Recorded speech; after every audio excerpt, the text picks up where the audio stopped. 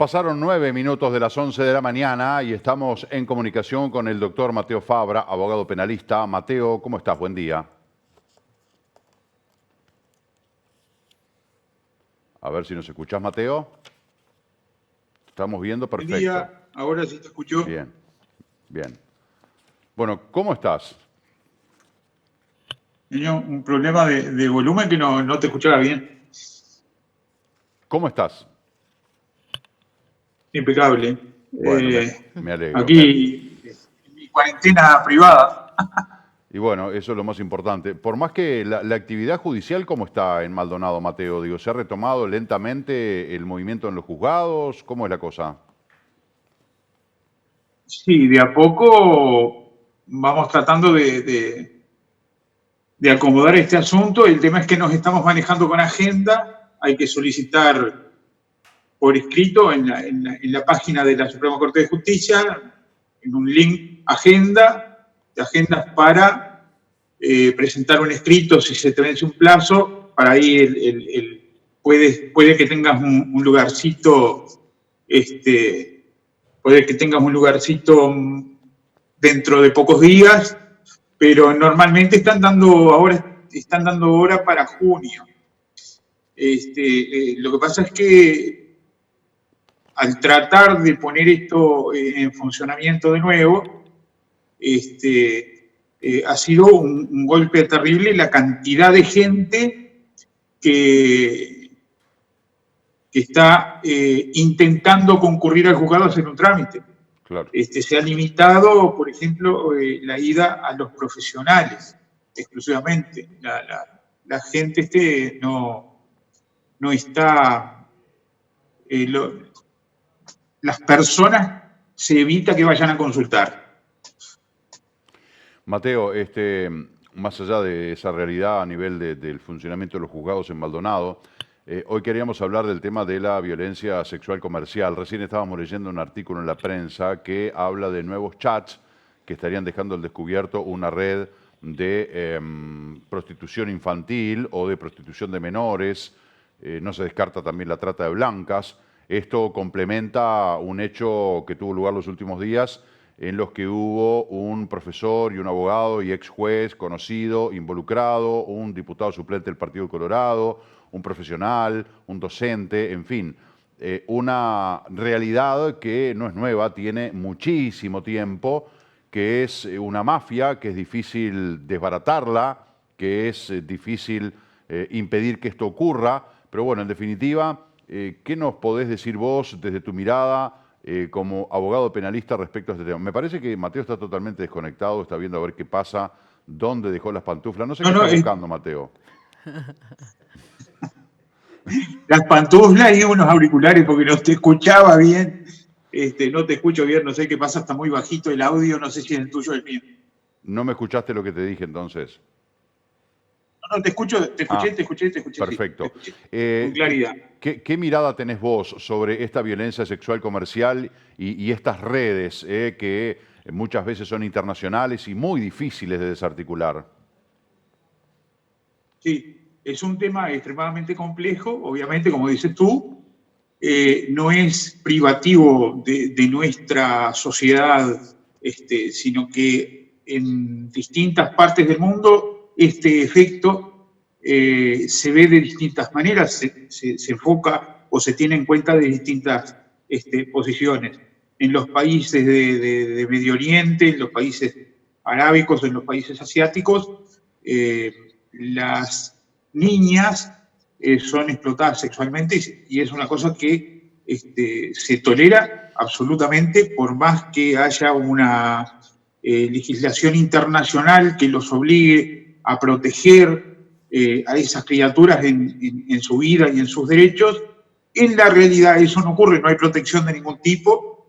Incluso la cultura de esos países juega un papel bastante negativo en ese sentido, desde que se permite, por ejemplo, el matrimonio de una niña de 8 años con una persona adulta, y se festeja y se tolera, y eso no se ha podido modificar.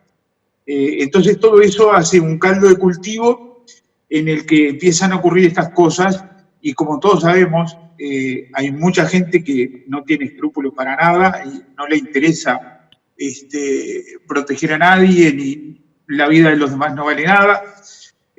Mucha gente para la cual la vida de esas chiquilinas no tiene ningún valor más que comercial, es una niña, pero no la consideran una persona, como que fuera un objeto, y en estos casos peor todavía porque es un objeto sexual que es utilizado como una fuente de recursos.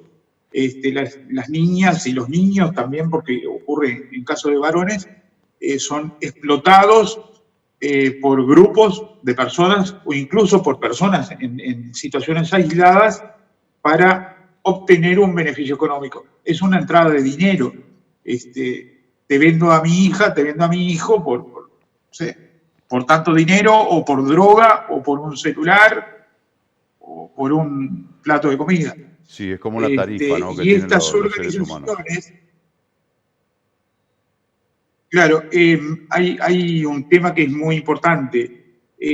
Una cosa es tener en cuenta o centrarnos nosotros en los que utilizan este tipo de comercio y quienes se benefician de ese comercio en el sentido de que lo usan. A ver, una cosa es la explotación y otra cosa es el que hace uso de ese comercio, el que compra, el comprador, el usuario, ¿no? Hay una diferencia. Ambos, tanto aquel que ofrece ese mercado, por decirlo de alguna manera, ese producto, que tristemente es un ser humano y un niño, y quien hace uso de ese producto, por llamarlo, pero para que se entienda, ¿verdad? Ambos están cometiendo un delito. Y ese delito, una cosa es, porque quiero ser claro en esto, una cosa es la explotación y otra cosa es quien utiliza o se beneficia con ese mercado. Mateo. A nivel internacional hay muchas disposiciones que tratan de regular esto y de proteger a las niñas y a los niños del abuso y lo castiga severamente. En nuestra legislación, además de la ley de violencia, de la ley de género, la ley 17.815, que es la ley de violencia sexual contra niños, adolescentes o incapaces, castiga en su artículo 4 la retribución o promesa de retribución a personas menores de edad o incapaces para que ejecuten actos sexuales o eróticos de cualquier tipo. Y la conducta que se comete es el que pague o prometa pagar o dar a cambio una ventaja económica de cualquier tipo que sea a un menor o a un incapaz de cualquier sexo para que ejecute actos sexuales o eróticos de cualquier tipo, será castigado con una pena de 2 a 12 años de penitenciaría. ¿Entienden? Esta retribución o promesa de retribución o beneficio de cualquier otra índole ya es un castigo. ¿Ah?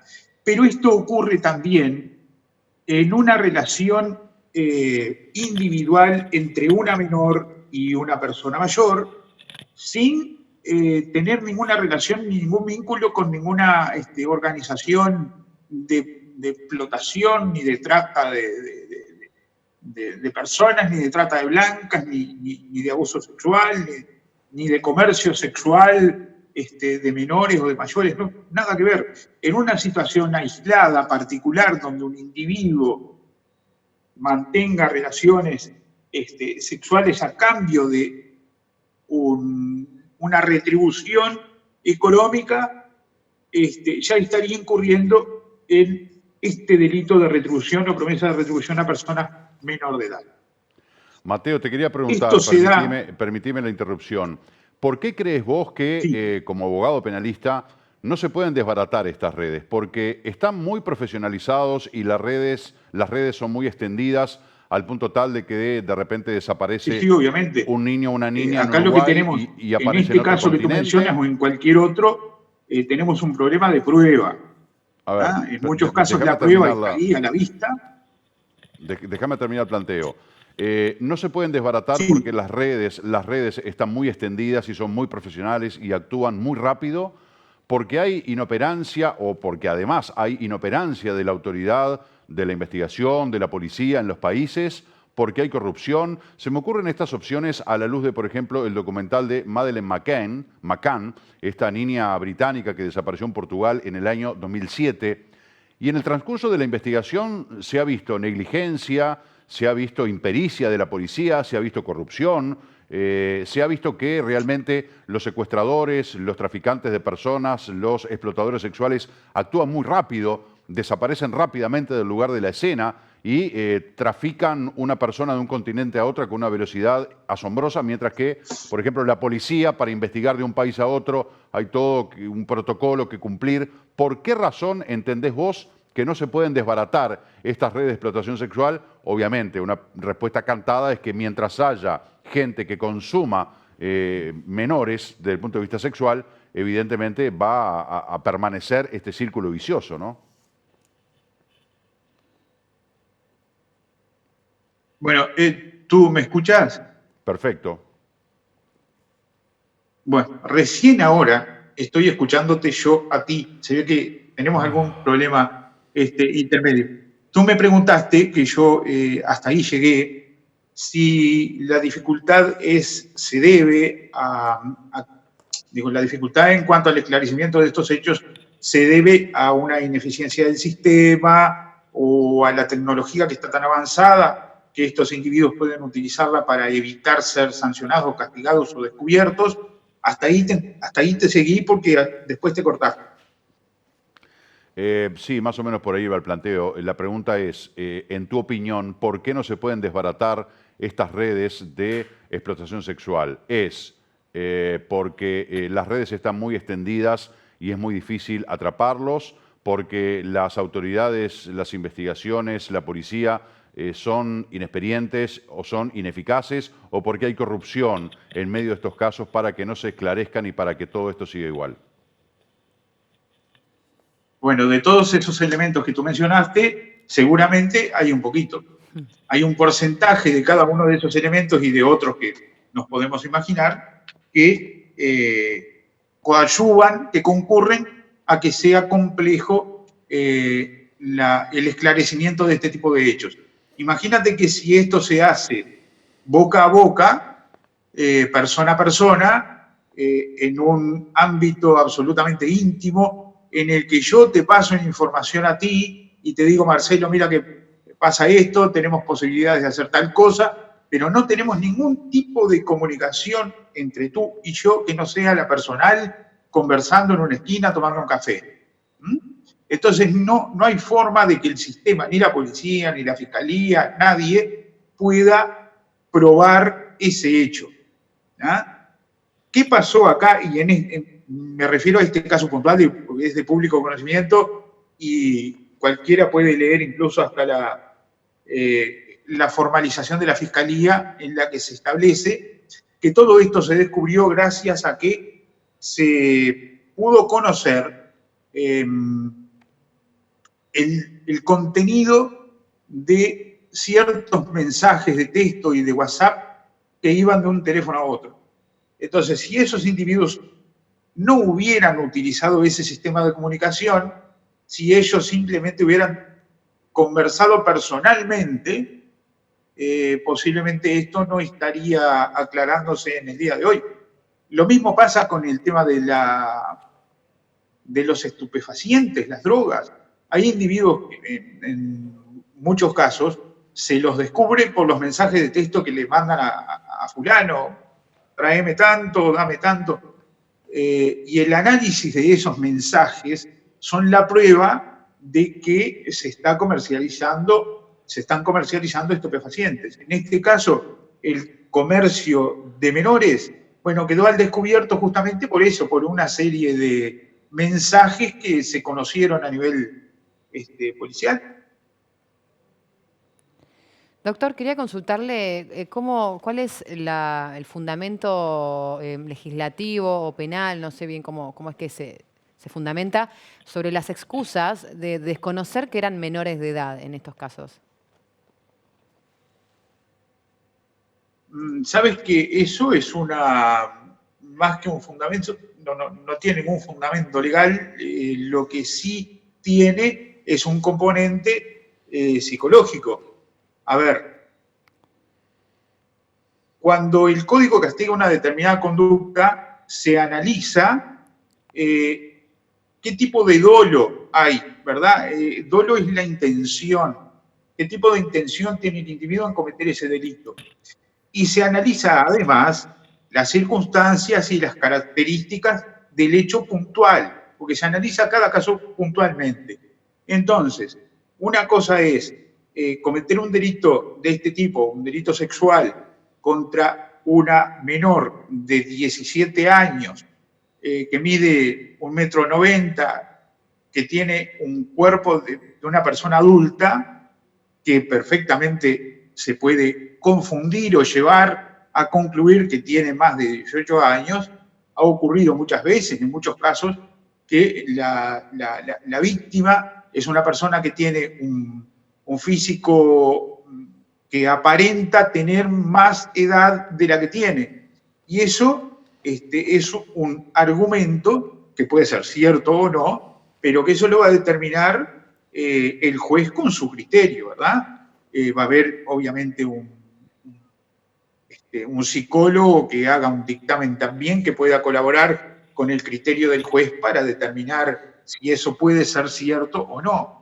De todas maneras, el simple hecho de decir, no, yo pensé que era mayor o yo pensé que tenía 18 años, no suelto así solito ese argumento, no sirve para nada. Eso tiene que estar dado en un determinado contexto. Si yo soy un hombre de 60 años y salgo con una criatura de 17, porque creo que tiene 20, tiene que estar dado eso en un determinado ámbito, por ejemplo, de que yo la llevé a visitar a todos mis familiares, lo presenté a mis hijas, todos estábamos convencidos que era una persona mayor de edad. Entonces ahí ese argumento de que, bueno, a ver, todos pensamos que tenía más de 18 años. ¿Por qué? Porque ese criterio o esa excusa, como dices tú, se da en un contexto en el que puede ser verdadero, ¿verdad? Ahora, si yo me escondo, no salgo a ningún lado con esa persona, no quiero que me mande mensajes, o sea, es todo. Y después salgo con un argumento de ese tipo, ese argumento solo queda vacío, queda inútil, no sirve para nada y se descubre y se termina concluyendo de que no es cierto, que es una mentira. Porque por algo yo con mi conducta, ya estoy dando cuenta, ya estoy informando que yo sé que es una menor de edad. No sé si entiendes el razonamiento. Sí, y en este caso, ¿cómo cambia, digamos, la pena o lo que se vaya a juzgar si el caso de explotación sexual es sabiendo que era menor o no sabiendo, si es que se comprueba que era menor de edad, o capaz que mismo las personas decían, no, somos mayores, digo, sin entrar en justamente este caso, pero en general, ¿qué es lo que cambia en materia judicial? Y lo que cambia es que va a haber una exoneración si hay un convencimiento y que se pueda probar, ¿verdad? Si se puede probar de que la persona estaba, porque en definitiva se trata de eso, la persona estaba teniendo relaciones con una persona de 17 años que para él tenía más de 17 años, o sea, él no tenía intenciones de violar ninguna ley, ¿verdad?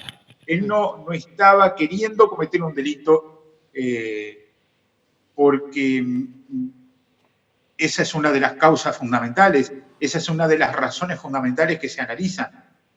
Si esa persona quería cometer el delito, si tenía intención de cometer el delito o si había una causa de inculpabilidad, como puede ser este caso. ¿Cuál es la situación hoy en cuanto a la reglamentación de las trabajadoras sexuales, incluyendo también el tema de si son menores, si no, cómo comprobar que estén cumpliendo con todos los requisitos permitidos en esta legalización? Sabes que las menores no están autorizadas a ejercer y las personas mayores que ejercen la prostitución están bajo el control y la regularización del Ministerio del Interior y del Ministerio de Salud Pública. Tienen que tener autorización en ambas instituciones, una de salud y la otra de control. Y si se realizan denuncias, digo, de explotación, más allá de la parte formal, ¿no? Si están afiliadas, como decís, o inscriptas en algún tipo de registro, ¿cómo se rompe la barrera, digamos, de cuándo es una denuncia o cuándo es dentro del trabajo, cuándo no es formal? Eso te lo va a dar el hecho en sí, eso te lo va a dar el hecho que tú estás denunciando, si existe explotación o no. El que promete dar una recompensa a alguien, en el caso de una prostituta, si yo le pago para que tenga sexo conmigo, estoy siendo un cliente y ella está habilitada para eso, de forma tal que ahí no hay delito. Porque esa retribución o promesa de retribución, ese pago por sexo, está habilitado, no es ilegal. ¿Ah? Entonces, fuera de esos casos, todos los demás casos son ilegales. También existe lo otro. Si una persona mayor decide tener relaciones sexuales con otra persona mayor a cambio de dinero, bueno, en ese caso tampoco estaríamos entrando en un delito ni configurándose un delito, porque está la voluntad de las partes presente. O sea, si ambos lo quieren, la ley no trata de castigar esos casos, sino que lo que sí castiga la ley, lo que la ley pena, es justamente cuando el consentimiento de la víctima está viciado. ¿Ah? Cuando una persona no puede dar su consentimiento, su expreso consentimiento, ahí sí entra la ley a castigar a quien abusa o a quien comete un delito faltando ese consentimiento. Si dos personas adultas deciden tener relaciones sexuales, eso no es un delito. Cuando se da una situación de una persona mayor que es un cliente y que mediante el pago o mediante algún beneficio obtiene algún servicio sexual de una persona menor, pero de alguna manera consensuada, porque vos decías, bueno, ahí es donde se pone un poco en duda lo que significa la aceptación por parte de la persona menor. Pero dos cosas. Por un lado, se puede dar de que la persona, hombre o mujer, a pesar de ser menor de edad, dé su ok, que sea una relación consensuada. Te quiero preguntar qué pasa en esos casos cuando realmente la persona dice, sí, yo estoy afín, tengo ganas, es mi propia voluntad. Y por otro lado, si no existiera, lo mismo que pasa con las cosas robadas, ¿no? Si no existiera gente que comprara cosas robadas, los que salen a robar no tendrían mercado donde colocarlas, sería una buena forma de cortar ese círculo, por eso tantas campañas de no compres cosas robadas. Acá en este caso, no te escucho. ¿No me escuchás? Bueno, preguntá vos, Florencia, que vos sí te escucho. Decime lo que leí. Digo, preguntar otra cosa, porque es muy larga la exposición. Otro día te lo pregunto. No. Tú me preguntas, hoy me ganaste. Una partecita, al principio te escuché. No importa. No, ¿cómo no va a importar? Es muy importante, es muy buena la pregunta tuya. Cuando se tiene relaciones sexuales con una menor y hay consentimiento de esa menor. Exacto. En ese caso, la menor no tiene capacidad de prestar su consentimiento para eso porque la ley lo impide. Entonces, esa persona que está teniendo relaciones sexuales con una menor, a cambio de dinero, obviamente, comete el delito previsto en el artículo 4 de esta ley, retribución o promesa de retribución a personas menores de edad. ¿Ah? Entonces, está cometiendo un delito. Si hubiera relaciones sexuales consensuadas, que no fueran por una retribución o una promesa de retribución, que fuera una relación consensuada. Y la víctima, a ver, en este caso no hay víctima porque, como dices tú, hay consentimiento. Si la menor tiene 12 años o menos, el consentimiento no existe, no lo puede brindar, no lo puede dar, es violación prevista en el artículo 272 y no tiene vuelta. Eso es una violación. ¿Ah? Si la víctima o la menor tiene 12 años o más, puede prestar su consentimiento, y el código lo dice, es lo que se llama una presunción que admite prueba. Se presume que no hay consentimiento cuando es menor de 18 años, ¿ah? Pero si hay consentimiento de la menor y se puede probar, no existe el delito de violación. ¿Ah? O sea, relaciones sexuales entre una menor y un mayor. Dos casos. Si hay dinero de por medio o cualquier retribución o cualquier promesa de retribución, es un delito. Artículo 4 de la ley. Si la relación sexual es consentida y se puede probar, no hay delito. Se puede probar directamente interrogando a el hombre y a la mujer y que digan cada uno por separado, sí, yo estuve de acuerdo, yo di mi consentimiento, no fui forzado o forzada. Se puede... O sea, esa es la forma de probarlo. Bueno, ahí no te estoy escuchando. Bueno, tenemos problema cuando te hablo yo. No sé si tengo que hablar un poco más fuerte. Sí. Igual tenemos que ir cerrando la entrevista, Mateo. Pero te quiero preguntar, ¿qué pasa cuando el hombre o la mujer es sorprendido en su buena fe? Es decir, un hombre que va a tener una relación con una mujer que tiene 17 años, el hombre cree, porque le hicieron creer de que la mujer tiene 18 o más, tiene la relación y después la mujer sale denunciándolo al hombre de que el hombre se aprovechó de la situación de que ella es menor y el hombre dice, pero yo estaba convencido de que era mayor de edad, porque se dan esos casos también de lo que se llama, bueno, sorprendido en su buena fe. ¿Cómo actúa la ley en estos casos? Es lo que decíamos hoy, se analiza puntualmente el caso concreto. Si yo soy el denunciado, si a mí me acusan de haber cometido ese delito, mi conducta, lo que yo hice va a ser una de las demostraciones de si lo que yo estoy diciendo es cierto o no. Si yo tengo una relación con una persona mayor de edad que no tengo nada que esconder, voy al shopping, voy a un restaurante, lo presento a mi familia, lo presento a mis amigos, o sea, a ver, eso hace una persona que no tiene nada que esconder. En cambio, si yo tengo, en términos criollos, cola de paja, y sé que estoy haciendo algo mal, sé que estoy saliendo con una menor, ¿qué hago? Me escondo, no me ve, pero no me ve nadie, ¿verdad? Trato de evitar toda comunicación, todo contacto con esta otra persona, aunque tenga 17 años y a mí me parece que tiene 18, porque incluso me dijo que tenía 18, que ya había cumplido. Yo voy a casa, tengo contacto con su familia, o sea, ingreso en la familia como una persona más, ella ingresa a mi familia porque, a ver, no hay ningún misterio.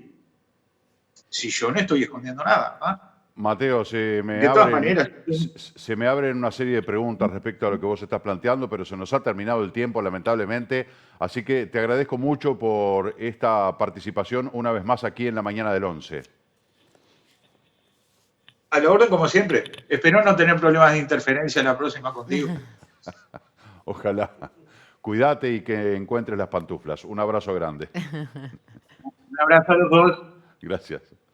De todas maneras me queda la duda, ¿no? De lo que plantea Mateo, de decir, bueno, yo sí con una chica voy al shopping, le presento a mi familia, pero aunque no pase todo eso, que un hombre tenga una relación con una mujer, una relación sexual, que el hombre haya sido sorprendido en su buena fe, pero que sea una relación íntima, que no vaya de shopping ni que se le presente a la familia, que sea una relación de un día, una noche, claro, que se conocieron en algún lugar y que el hombre entabla una conversación con la mujer, se da la situación y bueno, la mujer tiene 17 años, pero anda a saber por qué motivo, dice que tiene 18 y le hace creer a la persona, hasta capaz que muestra alguna cuestión media apócrifa como para Falsificada, convencerlo, y el hombre cae en esa situación y después resulta ser que era una menor. Pero a mí me dijo que era mayor y yo creí que era mayor y por eso hice lo que hice. Si yo hubiera sabido que era menor no lo hubiera hecho. ¿Qué hay que hacer? Pedir la cédula. O sea, se abren allí una serie Sí, sí, de sí. situaciones Bueno, él que son muy mencionaba también delicadas. en un momento de la cuestión de observar si realmente, si los rasgos también, no sé, hace que realmente parezca mayor, pero bueno, igual ahí estamos hablando de un año de diferencia Pero que no se claro, eso nota. te iba a decir, digo, si tiene 17 es una cosa, pero con 18 ya es Claro. otra. O sea, y en un Sí. año no cambia ni desde el punto de vista de la maduración intelectual, ni desde el punto de vista físico. Puede haber algún cambio, pero no es algo radical que digas, bueno, esta es una niña o esto es una mujer. Señoras y señores, nos tenemos que ir a la pausa. Ya venimos con más aquí, mañana del 11.